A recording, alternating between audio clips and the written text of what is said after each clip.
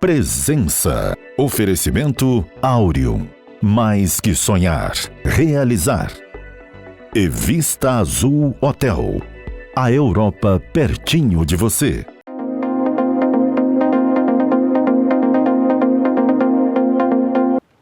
A presença hoje é a do consultor e mentor, consultor empresarial, consultor de comportamento e um eclético mentor, Helder Amarantes, com quem a gente passa a conversar. Helder, você já foi meio figura meio cativa aqui dos programas. Verdade. Trazendo coisas novas para nós, essa questão de inovações, de novas abordagens comportamentais. E você tem feito um trabalho corporativo interessante, que eu estou querendo que você explicite, porque de repente a gente pega carona. Eu e o meu solitário telespectador. Não tão solitário, depois dessas décadas todas de história que você criou aqui no estado, não tão solitário assim. Então, mas a gente pega carona com isso para poder saber mais sobre isso, até porque de repente, felizmente a filosofia começou a ser tratada como algo mais do que filosofice, né? E dentro dessas tem sido muito recorrente a citação aos estoicos. Sim. Você trabalhou a partir daí para poder formular um plano e uma metodologia de abordagem comportamental. Exatamente. Explica isso melhor para nós. Bom, antes de mais nada, orgulho meu estar aqui com você mais uma mesmo. vez, cara. Parceria para a vida isso aqui. Cara, é o seguinte, né? Nós passamos nos últimos 3 anos, talvez, por um dos maiores desafios do último século, né? Depois da Segunda Guerra Mundial, que foi a pandemia. E eu percebi, ao longo desse tempo, a quantidade de pessoas que desmoronaram em seus negócios, em seus relacionamentos, porque simplesmente não estavam prontas para aquilo. E já tinha tempo que eu estava querendo dar uma contribuição para o campo de desenvolvimento pessoal e profissional, ajudando as pessoas a fortalecerem a habilidade de ter mais força emocional para enfrentar as adversidades, né? E aí, todo o nosso conceito inicial desse programa começa com uma máxima que eu gosto de dizer, né? A verdade não dita, né, que não existe estabilidade, não existe harmonia, não existe equilíbrio. Pelo menos eles não existem de maneira perene. Tem prazo de validade. Tem prazo de validade. E essa talvez seja uma das grandes mentiras que venderam para as pessoas ao longo dos anos, né, de que a pessoa tem que ter uma vida de harmonia, tem que ter uma vida de equilíbrio e enfim, ela tem que criar o equilíbrio entre os pratos, os pratos o happy end dos filmes, né? Exatamente. E criou-se uma irracionalidade muito grande no ser humano de que se ele não tem uma vida de harmonia, ele não é feliz. Tá? Só que não contaram para essas pessoas que equilíbrio e harmonia é temporário. Por quê? Pelo simples fato da gente sofrer muitas interferências ao longo da nossa vida. Ou seja, a vida é muito dinâmica, né? Muito dinâmica, cara. Algumas das coisas mais certas da vida, a gente falou sobre isso antes aqui, né? Primeiro, a coisa mais certa delas, nós vamos morrer. Isso é certo para todos nós. Segundo Lincoln ou Ford, né? Os impostos. E terceiro, na nossa percepção, nós seremos interrompidos. Algo vai acontecer, vai aparecer no nosso caminho, vai nos interromper e não vai ser uma coisinha só, não. Só para você ter uma ideia, há cerca de 10 anos eu entrei em contato com uma pesquisa científica que mostrava que o ser humano daquela época, de 10 anos, passava, em média, por 23 adversidades por dia. Em um dia, a pessoa recebia 23 nãos. O que é uma adversidade? O cara sair, tem um compromisso, tem uma reunião, e aí o trânsito para ele, chuva, o pneu furou. Ele tenta falar com alguém por telefone, a pessoa não atende, manda mensagem, a pessoa não responde, sequer. Então são 23 nãos que o ser humano de 10 anos atrás passava. Imagine agora, depois da pandemia e depois da inteligência artificial, com esse monte de automação que está acontecendo. E as pessoas começaram a viver essa irracionalidade de que tudo que elas estão fazendo agora é para gerar o equilíbrio que elas tanto sonharam. Esse é o ponto. Posso seguir? Sim, sim. Tá. Quando a gente fala em adversidade, que tipo de adversidade que a gente está falando? Tudo que pode nos parar, né? Existem 6 tipos de adversidade. Existe a adversidade física, que diz respeito ao nosso corpo, a adversidade mental ou emocional, quando a gente tem questões psicológicas a resolver. Nós temos a adversidade social, quando a gente tem problemas nos nossos relacionamentos, relacionamento familiar, relacionamento profissional, relacionamento social, propriamente dito. Nós temos a adversidade espiritual, que é quando a pessoa enfraquece a fé dela naquilo que ela acredita sendo superior a todas as coisas, independente de ser Deus ou não, de acordo com a crença da pessoa. Nós temos a adversidade financeira, essa é uma das clássicas, e a profissional. E cara, se a gente pensar que o ser humano fica 8 horas no trabalho, até que ele se aposente, a quantidade de adversidades que ele enfrenta no ambiente de trabalho é muito grande. E o que acontece lá, as pessoas tendem a generalizar para as outras áreas de vida. Sim, transborda, né? Transborda para as outras áreas de vida. Então, a falta de controle sobre esse transbordo, porque se a gente parar para pensar, adversidades vão existir, elas não vão parar, são provenientes dessas 6 fontes, pelo menos. Né? E se isso existe, há de se preparar para isso. Né? A antecipação, ou seja, preparar-me para isso antecipadamente, ela governa. Então, antecipação governa o futuro. Sempre que eu me antecipo, que eu me preparo, eu estou me preparando para o que está por vir. Então, essa é a ideia desse programa que a gente criou. Entendi.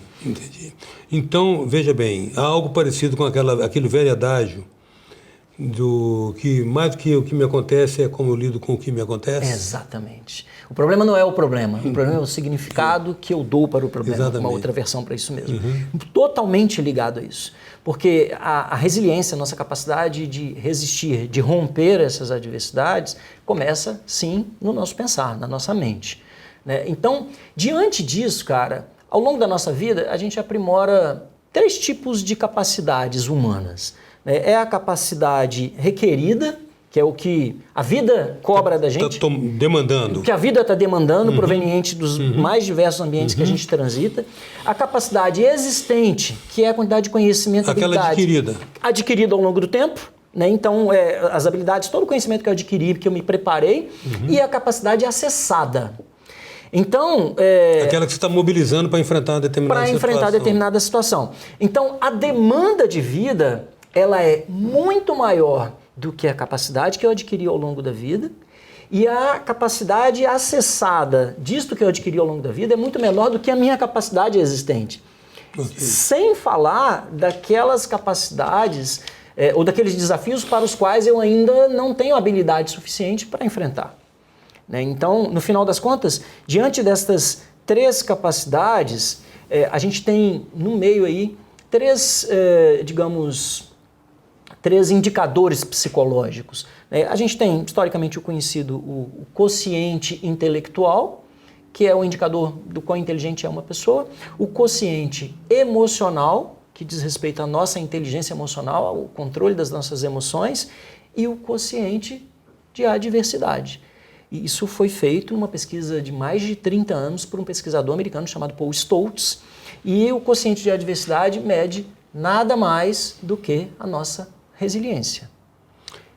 Como a gente lida com os contratempos? Como a gente lida com os contratempos. A resiliência, né, só para lembrar para quem está assistindo isso aqui, talvez não tenha muito esse conceito, é uma palavra que vem da engenharia, e na engenharia ela descreve a capacidade que o material tem de sofrer pressão e retomar a forma original.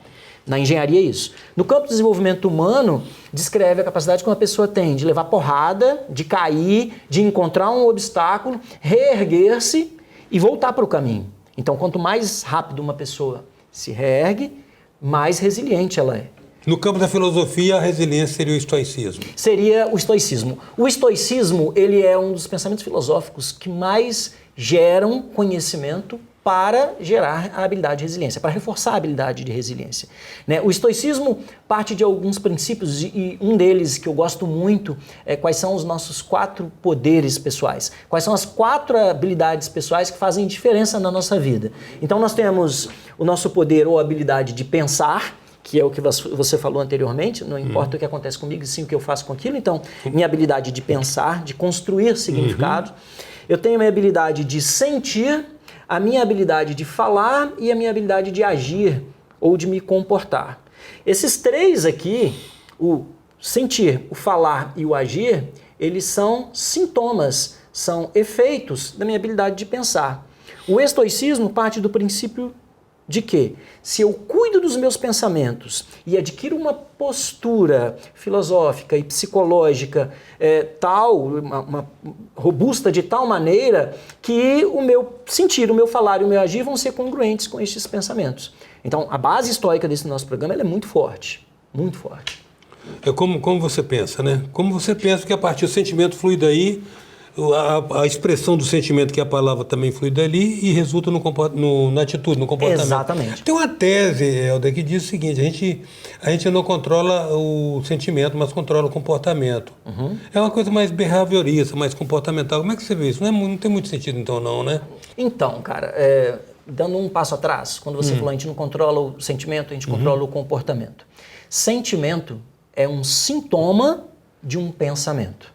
Logo, se eu reestruturo o meu pensamento, eu mudo o sentimento. Se eu ressignifico o meu pensamento, eu mudo o meu sentimento. Tem sentido, isso tem sentido. Tem diferença entre emoção e sentimento. Sim. Emoção é algo muito mais breve, é algo que acontece. Por exemplo, o medo é algo que eu vejo, ele vem instantaneamente e ele não permanece. O sentimento são, digamos assim, emoções mais duradouras. É um processo emocional mais duradouro. Ele permanece por mais tempo. Então, a base de tudo é o pensamento.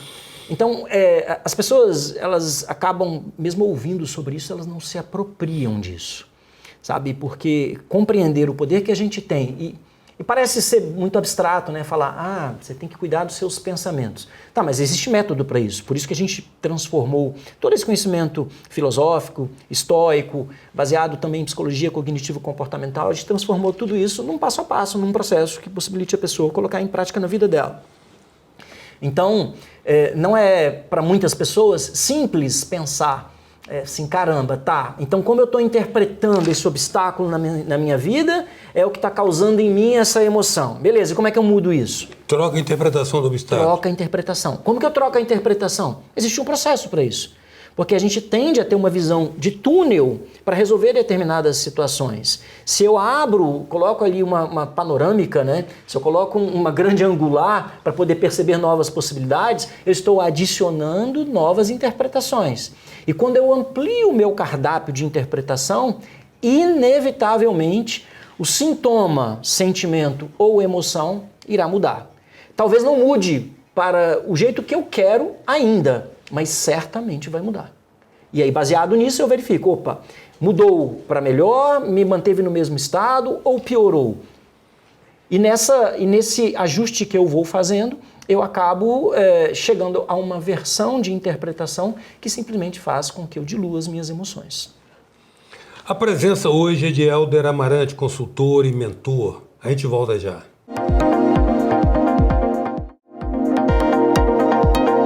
Voltamos com a presença do mentor empresarial e comportamental e consultor Helder Amarante.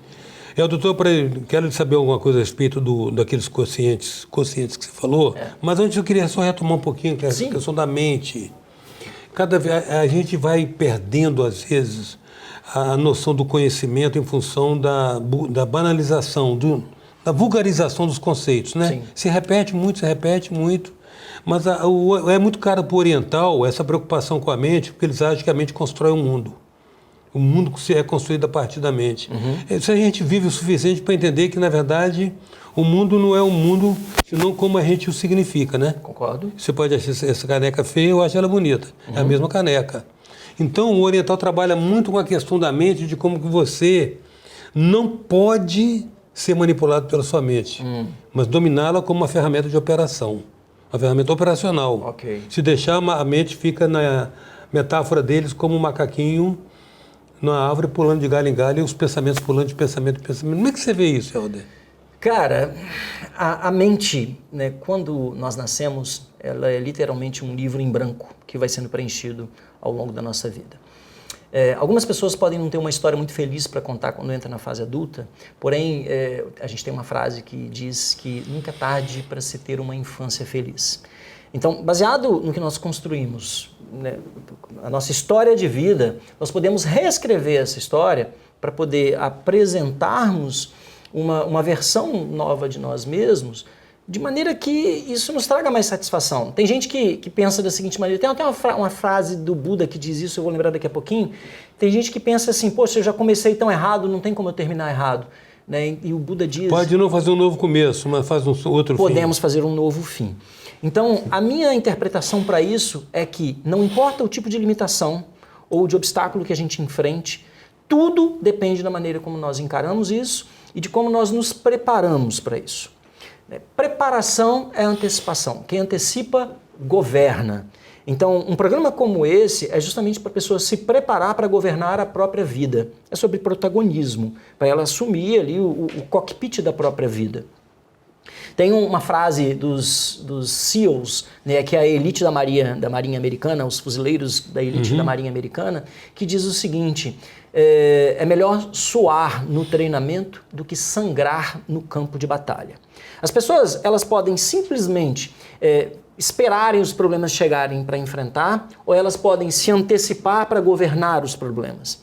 E tudo isso começa a princípio, né, até uma gratidão que eu tenho por ti, da pessoa tomar consciência que existem métodos para que isso aconteça, para que ela coloque isso em prática na vida dela.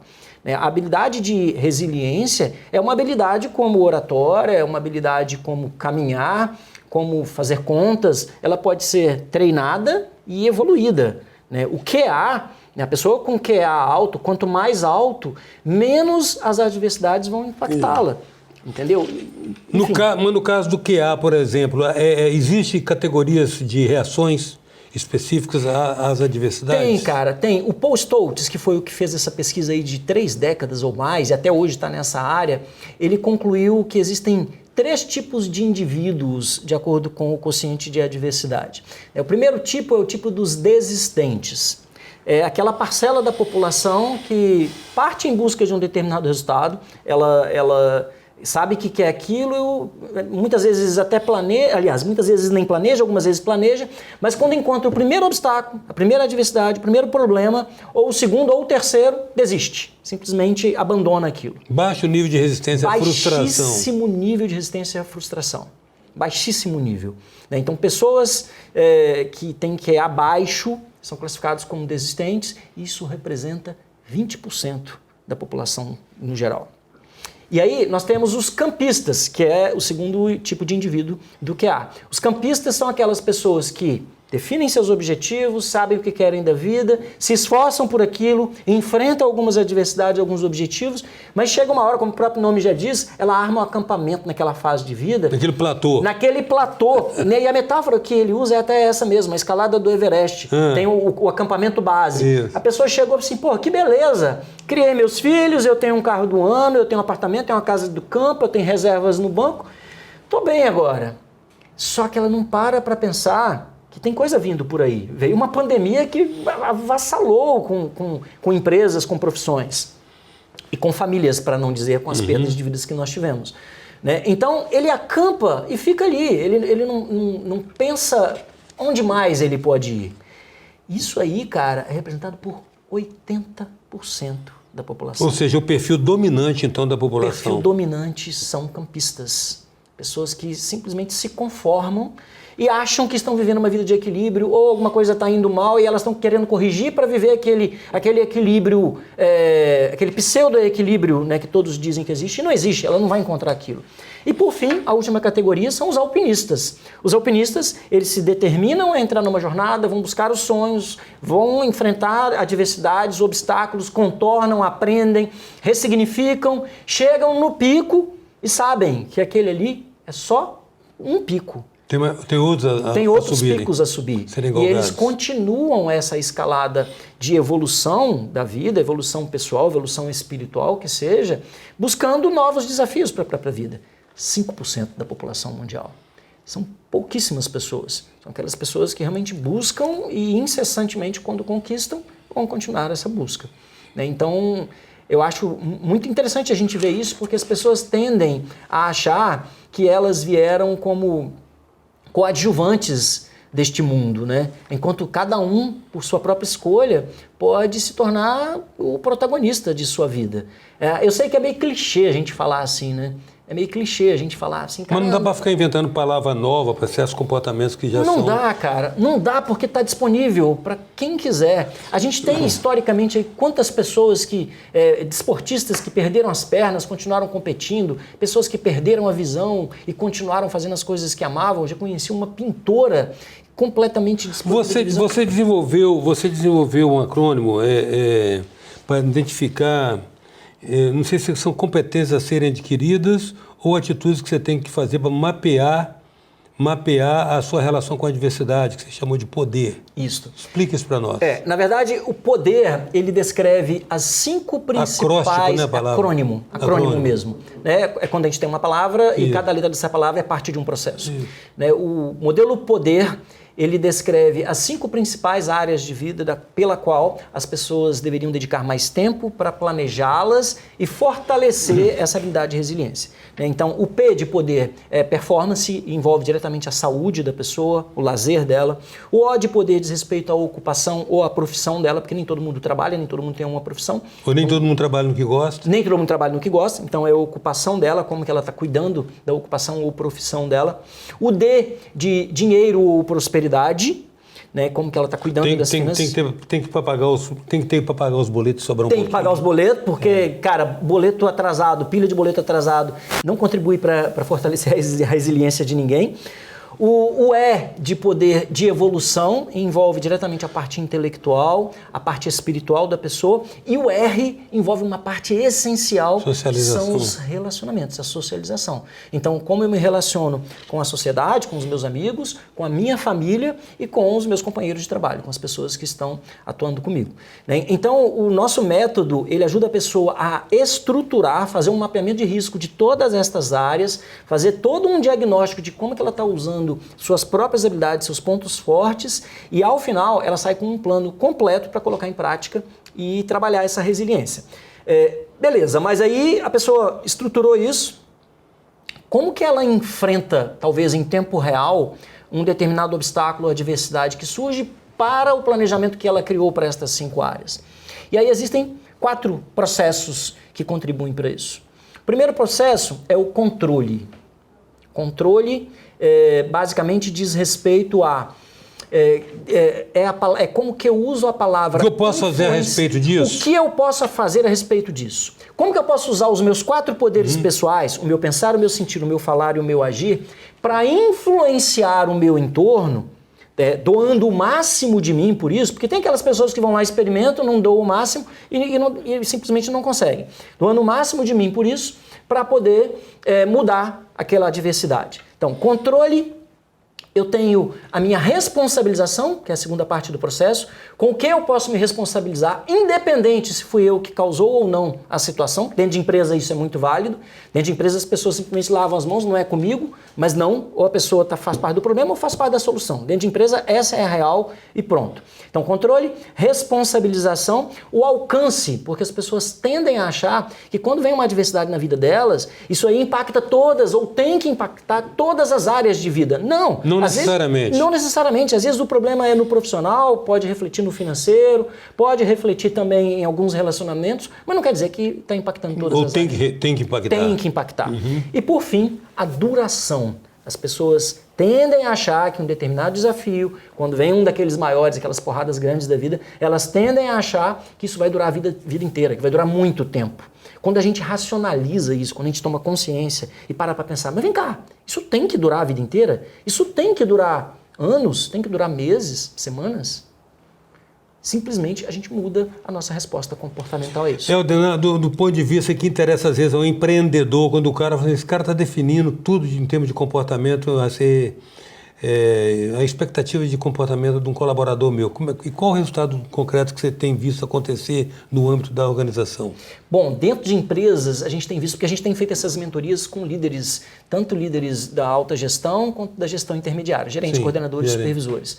O que a gente tem percebido é maior saúde mental e produtividade, pessoas assumindo o protagonismo de suas funções dentro das empresas e das suas vidas.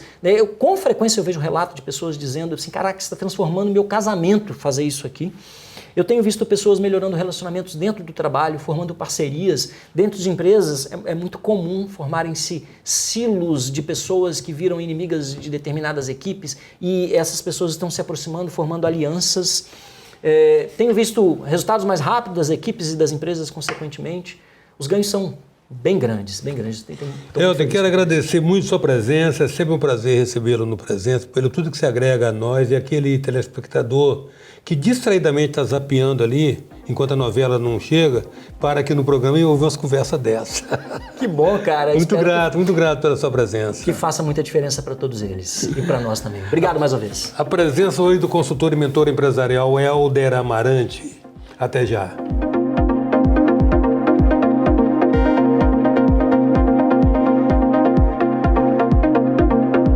Presença. Oferecimento Áureo.